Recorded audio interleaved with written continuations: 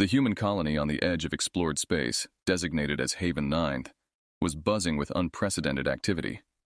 It wasn't every day that humanity encountered a new alien species. The recently detected Zaltrix, with their imposing figures and sharp, angular features, had stirred a mixture of curiosity and unease among the colonists. Tom Reynolds, a seasoned diplomat, had been chosen to lead the initial communications. His team was small but capable, consisting of Dr. Aaron Singh, an expert in xenobiology, and Lieutenant Carl Hayes, responsible for security. As they approached the designated meeting zone, a barren field just outside the human settlement, Tom glanced at his companions. "Remember, no sudden moves and keep the translators on. We don't know much about their communication styles or protocols."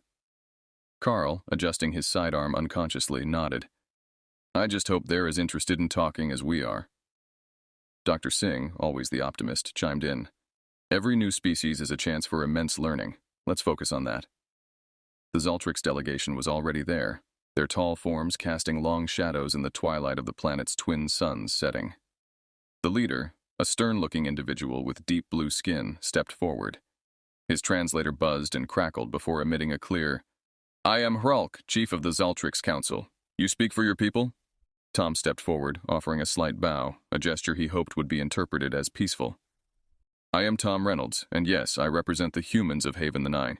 This is Dr. Aaron Singh and Lieutenant Carl Hayes. We come in peace and hope for fruitful discussions."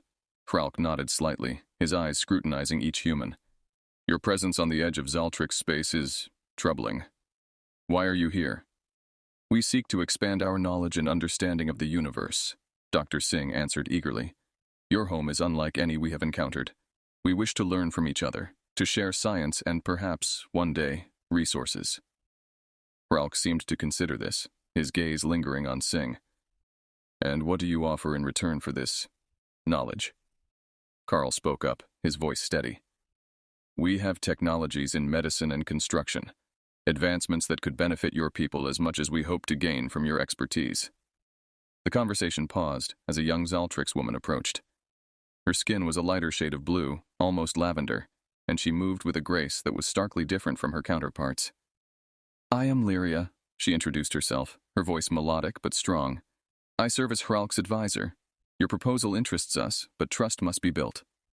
Tom smiled, relieved at her diplomatic tone. "Lyria, we agree completely. Trust is not given lightly, it must be earned. Perhaps we could start with a tour of our colony?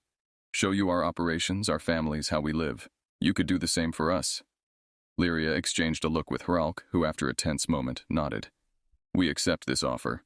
Tomorrow we will visit your colony." As the teams parted ways, Aaron leaned in, whispering, "Did you see how everyone seemed to follow her lead, even Hralk? She's going to be key in this." Tom nodded, watching the retreating figures of the Zaltrix. "Yeah, she's definitely someone we need to understand better. Let's prepare for tomorrow. It needs to go perfectly." The trio walked back towards the colony, their minds racing with possibilities and the weight of the upcoming day pressing on them. Tomorrow's interactions would lay the foundation for a future they could only yet imagine. The morning sun cast a warm glow over Haven 9th as Tom Reynolds and his team prepared for the arrival of the Zaltrix delegation. The colony had been cleaned and secured, with every detail checked to ensure a good impression. Dr. Aaron Singh was particularly excited, hoping to exchange scientific knowledge, while Lieutenant Carl Hayes maintained a watchful eye, knowing that peace was often delicate. As the Zaltrix shuttle landed, Lyria was the first to disembark, followed closely by Hralk and several other council members. Their towering figures drew curious looks from the assembled colonists, who tried to appear welcoming despite their nervousness. Tom greeted them with a practiced smile. "Welcome to Haven the 9. We hope today gives us both a chance to learn and grow in mutual respect." Lyria nodded, her eyes scanning the surroundings. "We are eager to see your ways." The tour began with the medical facility, where Tom hoped to impress them with human advancements in healthcare. Dr. Singh enthusiastically explained various medical devices and treatments. However, the Zaltrix seemed unimpressed with the technology, focusing more on the environmental control systems, which were similar to conditions needed on their planets. Next, they visited the agricultural sector, where genetically modified crops resistant to the planet's harsh conditions were grown. Here, the Zaltrix delegation showed more interest, asking detailed questions about crop yields and sustainability practices. The cultural exchange began to falter, however, at the communal dining hall. Tom had arranged for a variety of foods to be available, hoping to cater to any unknown dietary restrictions. The Zaltrix, however, were hesitant to try any of the dishes. Lyria finally explained, "Our diets do not include such variety. We consume a mainly liquid-based diet." Embarrassed by the oversight, Tom quickly ordered suitable alternatives, but the damage was done. The atmosphere grew slightly tense, as both sides recognized the gulf of misunderstanding between them. Attempting to lighten the mood, Tom guided them to the recreational area, where children played and adults engaged in various sports. Carl demonstrated a simple game, inviting a Zaltrix to join. The gesture ended abruptly when the Zaltrix, unfamiliar with the physical interaction required, accidentally injured a human player. The incident caused immediate discomfort among the Zaltrix, who could not understand the casual touch and laughter associated with human play. Ralk stepped forward, his voice grave. "This has been enlightening. We see now how different our peoples are." Lyria, sensing the growing divide, spoke up. "Perhaps it is not our similarities but our differences that can teach us the most about each other." Tom recognized the wisdom in her words. Lyria is right. We have much to learn about each other. Misunderstandings today do not need to define our future relations. Let us consider this part of the learning curve. The delegation seemed to consider this as they prepared to leave. Ralk was non-committal. "We will discuss what we have seen here today. We shall send our response through the proper channels." As the Zaltrix departed, Tom, Aaron, and Carl reviewed the day's events. "We pushed too hard," Tom admitted, rubbing his forehead. "Tomorrow we'll receive their invitation to visit their settlement. It's our turn to be observant and cautious." Aaron nodded, thoughtful. "Today showed us just how alien they are, in ways we hadn't anticipated. But that's exactly why this mission is so important." Carl looked towards the departing shuttle. "Let's just hope they're as willing to overlook our blunders as we are to learn from them." The day had ended not with the success Tom had hoped for, but with a clearer picture of the challenges ahead. The path to understanding and cooperation was proving to be as alien as the Zaltrix themselves. The next day brought an air of cautious anticipation as Tom Reynolds, Dr. Aaron Singh, and Lieutenant Carl Hayes prepared to visit the Zaltrix settlement. The tension from the previous day's misunderstandings loomed over them, but they were determined to proceed with respect and openness. Upon their arrival, the landscape of the Zaltrix home was strikingly different from Haven 9. The architecture was angular, with structures built from materials that shimmered under the planet's twin suns. The environment was maintained at a cooler temperature, optimized for the Zaltrix physiology. Lyria greeted them at the landing platform, her demeanor reserved yet polite. "Welcome to our home. We hope today will serve as a bridge between our worlds." Tom nodded appreciatively. "Thank you, Lyria. We look forward to understanding your people better." The tour commenced with a visit to the Zaltrix Council Chambers, an imposing building at the heart of the settlement. Inside, the walls were adorned with intricate carvings depicting various aspects of Zaltrix history and culture. Lyria explained each section, providing insight into their complex society and values. As they moved on to a scientific laboratory, Dr. Singh's curiosity piqued. The Zaltrix were advanced in energy manipulation and matter conversion, fields barely touched by humans.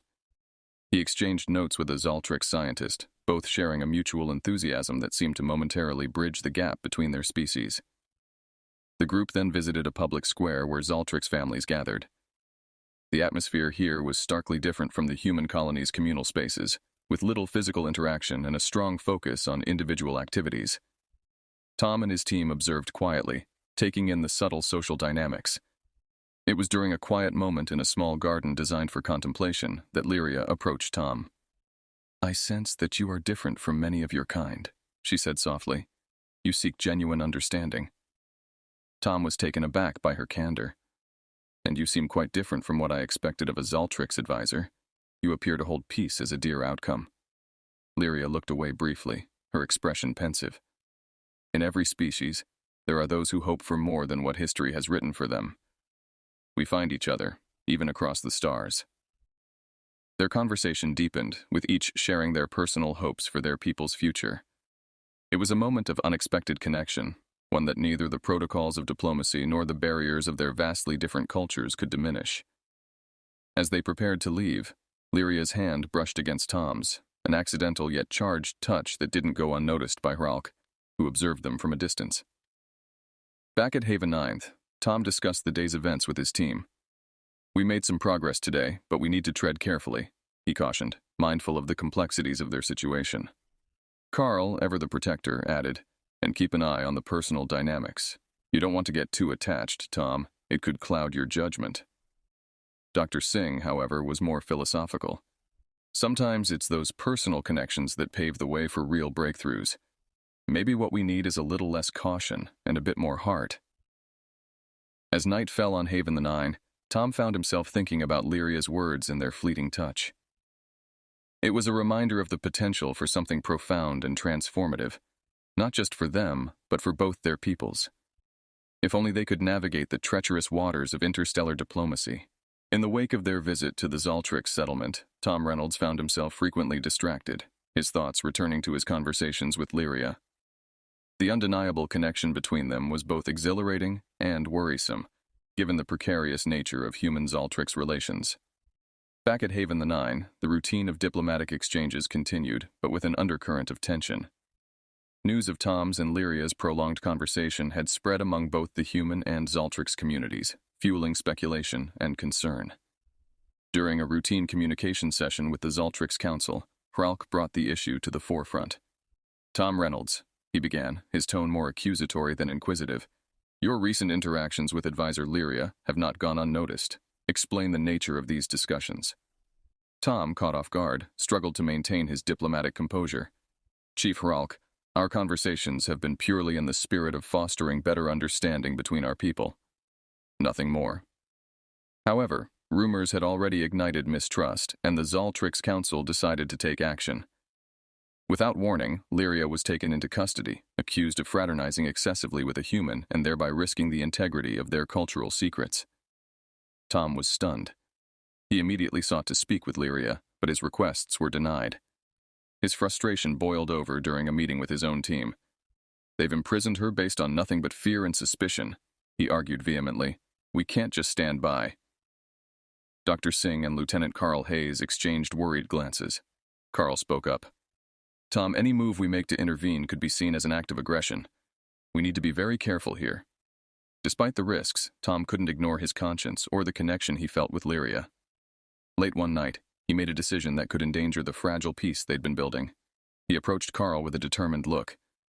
"I need to get her out of there, Carl. I can't let her suffer because of me." Carl, always loyal, sighed deeply. "You know this could start a war, but if you're set on this, we'll need a plan that keeps you and her safe, or as safe as possible." Together, they devised a covert operation to rescue Lyria. Using the cover of darkness, they utilized a small, unmarked shuttle to avoid detection, landing at a discreet location near the facility where Lyria was held. The facility was less guarded than expected, a sign of the Zaltrix's underestimation of human resolve. Tom and Carl, dressed in nondescript clothing to blend in, managed to infiltrate the building. They found Lyria in a small, isolated cell, looking resigned yet resilient. "Lyria," Tom whispered as he unlocked the cell with a stolen security pass. "We're getting you out of here." Lyria's eyes widened in shock and relief. "Tom, you shouldn't have. This is too dangerous." "There was no other choice," Tom replied firmly. "Not for me." They moved stealthily through the corridors, avoiding patrols, and eventually reached the shuttle. As they launched into the dark sky, Tom knew they had crossed a point of no return. The ramifications of his actions would be far-reaching, but at that moment, all he could think about was the safety of the woman beside him who had risked everything just as he had. Their shuttle pierced through the night, heading towards an uncertain future, but for Tom, the decision felt right. Whatever came next, he would face it head-on, with Lyria by his side. Under the cloak of space's vast darkness, Tom Reynolds, Lyria, and Lieutenant Carl Hayes made their way stealthily towards a small, nondescript moon that Carl had scouted as a temporary hideout. Their shuttle, barely more than a maintenance craft, hummed quietly against the backdrop of the universe's silent expanse. Once they landed in a crater shadowed from prying sensors, Carl set up a perimeter defense while Tom and Lyria prepared their sparse shelter. Inside the shuttle, the mood was somber but focused. "We'll need to stay low for a while, at least until we can figure out our next move," Carl stated, checking his scanner for any incoming ships. Lyria sat beside Tom, her expression a mix of gratitude and concern. Your people and mine will not stop until they find us. What you did coming for me, it's unheard of." Tom nodded, his face set with resolve. "We had to do something. The Council's decision to imprison you was wrong. And if we're going to change anything between our peoples, risks need to be taken." As night fell on the moon, the temperature dropped dramatically, and the three of them huddled inside the shuttle. Plans were drawn, with Tom sketching out a message of unity and peace they hoped to broadcast across human and Zeltrix channels. Over the next few days, they tapped into rogue networks, gathering intelligence and looking for an opportunity to safely make their broadcast without leading their pursuers right to them. During one of these sessions, Carl intercepted a distress signal from a nearby trading convoy attacked by pirates. He looked at Tom, an idea forming. "This might be our chance to gain some allies and a bigger platform for your message." With careful planning, they executed a daring rescue. Tom piloted their shuttle with precision, while Carl provided cover fire. Lyria, using her knowledge of Zeltrix technology, managed the ship's systems to maximize their advantage. The gratitude of the rescued traders was immense. Among them was a grizzled old pilot who had access to a network of independent broadcasters. "You saved our skins," he said gruffly, clapping Tom on the back. "We owe you one. What do you need?" Tom shared their need to broadcast a message, one that could hopefully ease the tensions between humans and Zeltrix. The pilot nodded, understanding the weight of the request. "I know just the place, a station on the fringe. Not exactly legal, but you'll get your audience." With a new destination and a glimmer of hope, they prepared to depart. Lyria looked at Tom, her eyes reflecting the starlight. "Whatever happens next, I am with you. For my people to see what I see in you, it could change everything."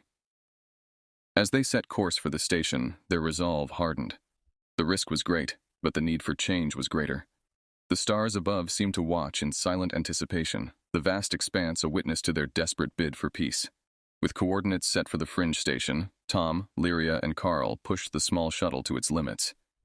The silence of space around them was a stark contrast to the turmoil within as they plotted their course through less traveled routes to avoid detection.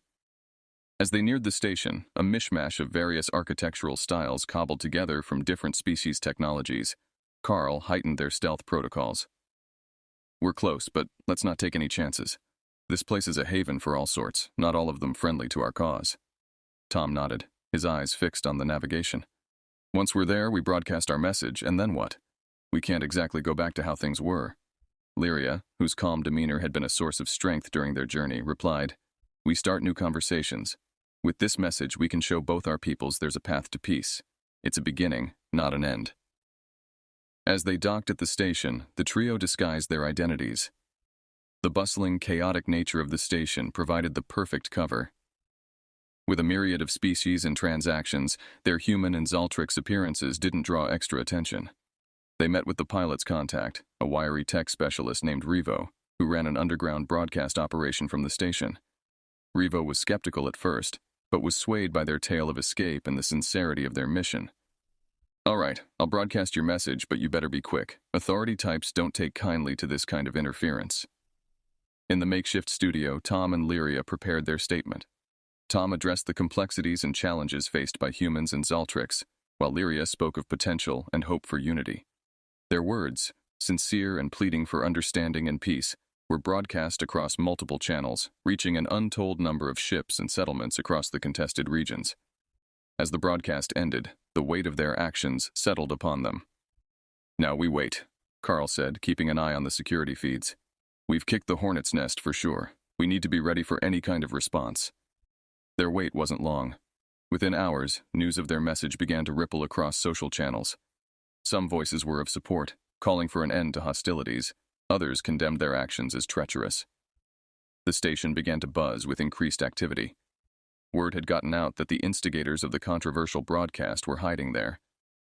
Revo rushed into their hideout, urgency marking his features. "Time to go, now. You've got both friends and enemies coming this way." With Revo's guidance, they navigated through service tunnels, evading security forces and bounty hunters alike. Their final escape from the station was nothing short of miraculous, with Carl piloting a stolen maintenance ship through a barrage of debris and patrol ships. As they set their course away from the station, Tom looked at Lyria, her determination echoing his own.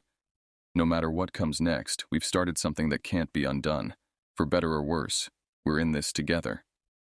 Together, they sped into the nebula's concealing mists, uncertain of their future, but certain of their commitment to change the course of their civilization's history. Tom, Lyria, and Carl found themselves piloting their stolen ship toward a neutral space station known as the Paragon Outpost, which served as a crossroads for many fleeing from the law or the wars that flickered across the galaxy. As they approached, Tom couldn't help but feel the gravity of their situation. "This might be our last chance to make a significant impact," he said, staring out into the stars. Carl kept his eyes on the sensors, watching for any signs of pursuit. "We've stirred up a hornet's nest, but it looks like we've got a bit of a lead on anyone trying to follow us. Let's make this count." Upon docking at Paragon Outpost, they were met by a mixed reception. News of their broadcast had reached the station ahead of them, making them minor celebrities to some and dangerous agitators to others. They navigated the crowded corridors with caution, heading to a meeting point set up by sympathizers who believed in their cause. The outpost's commander, a grizzled veteran of many conflicts known as Commander Voss, agreed to meet with them under conditions of neutrality. In a dimly lit room overlooking the docking bays, Voss listened intently as Tom and Lyria presented their case for peace. "You've got guts, I'll give you that," Voss said, leaning back in his chair. "But you're playing a dangerous game that could get a lot of people killed." Tom responded firmly. "We're already seeing the casualties of misunderstanding and prejudice on a daily basis. If we don't do something now, it'll only get worse." Lyria added, "Our peoples can learn so much from each other. But first, we must stop the fighting. We believe many out there want the same, and they just need a voice to rally behind." Voss pondered their words, then nodded slowly. "All right, I'll provide temporary sanctuary here and help you broadcast another message. But you need to prepare for the backlash. Not everyone will want to hear what you have to say." With Voss's assistance, Tom and Lyria prepared a more comprehensive plea for peace, detailing the potential benefits of cooperation and coexistence between humans and Zaltrix. They broadcast live from the outpost, reaching an even wider audience than before. The response was immediate and intense, sparking debates and discussions across multiple systems. As predicted, it wasn't long before forces representing both human and Zaltrix authorities arrived at Paragon Outpost, demanding their extradition. Voss, true to his word, refused to hand them over, stating the outpost's long-standing tradition of neutrality and protection for those under its care. A standoff ensued, with ships from both species facing off against each other outside the station. Inside, Tom and Lyria continued to broadcast their messages, sharing stories of those caught in the crossfire of conflict who supported a new way forward. Carl, ever vigilant, coordinated with outpost security to fortify their position. "We might not be able to hold them off forever, but we can make it damn costly for them to try and take you by force." As tensions reached a boiling point, a surprising thing happened. Calls for ceasefires began to emerge from various factions within both the human and Zaltrix communities, influenced by the growing public support for Tom and Lyria's efforts. Slowly, the ships outside began to stand down, their commanders reluctant to fire upon each other with so many watching across the galaxy. In the station's command center, Tom, Lyria, and Carl watched as a precarious peace began to form. "It's not perfect," Tom said, "but it's a start." Lyria squeezed his hand, her eyes reflecting a mix of hope and determination. "It's more than that, Tom. It's a chance for a new beginning, thanks to what we've done here together." As the ships withdrew and talks of formal peace negotiations began, the trio looked out at the stars, knowing they had ignited a spark that might one day light the way to lasting peace.